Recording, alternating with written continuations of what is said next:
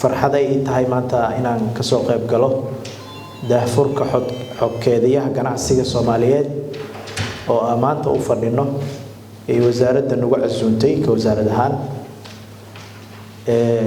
waqti baahi loo qabayna ku soo aaday kaas oo u fududeyn doona ganacsatada Soomaaliyeed meel walba oo adduunka ka joogaan iyo ganacsatada kala duwan oo aan Soomaaliga ahayn inay si fudud ku helaan baahiyaha ay u qabaan wasaaradda si loogu fududeeyo ganacsigooda gaar ahaan shatiyada iyo wax walaalo waxa ay rabaan oo aan halkan ku aragnay sida fudud qofkaas oo gurigiisa joogo inuu inta soo galo kadibna wax allaala wuxuu u baahan yahay halkaas oo ka helo waxa sidoo kale barnaamijkan oo soo kordhinaya daahfurnaanta oo ay ogtihiin dalkan wax badan inuu sistemadii la rabay uusan ku shaqeynin oo nala jaan qaadaynin adduunka waxay fududeynayaan barnaamijkan wuxuu fududeyn doonaa in laga guuro wixii hore ee manualka ahaa ee loo guuro systemkaas oo fududeyn doona in la helo marka hore lagu dhibtoodo sida sistemada markii la sameeyo waa lagu dhibtoodaa laakiin marka dambe dadka technocratka ah iyo qof kasta oo u baahdo warbixin wuxuu si fudud u heli karaa warbixintaas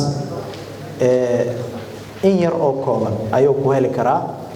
taas oo keenaysa in qof walba ama system walba markaas jira oo ku qanco qaabka daahfurnaanta ah sidoo kale maadaama wasaaradda ganacsi ay tahay waxa fududaanaya ganacsatada u fududaanaya ama dalkaba laga ogaan karaa GDP-giisa inta la dhoofiyo iyo inta soo degtaba si fudud ayaa looga heli karaa systemkan sidoo kale ganacsatada aan Soomaaliga ahayn waxay ku dhiiranayaan maalgashi wuxuu u fududeynaa maalgashiga u fududeynaya dadka qaar oo in badan dadka ka weydiin jiray shuruucda iyo intee u marnaa waxaan rabnaa inaan imaano Soomaaliya oo aan maalgashano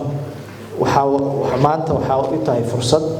barnaamijkan maanta ay daahfurayaan wasaaradda ganacsiga annagana ka wasaarad ahaan wasaaradda howlaha guud lafteenu waa ka agdhownahay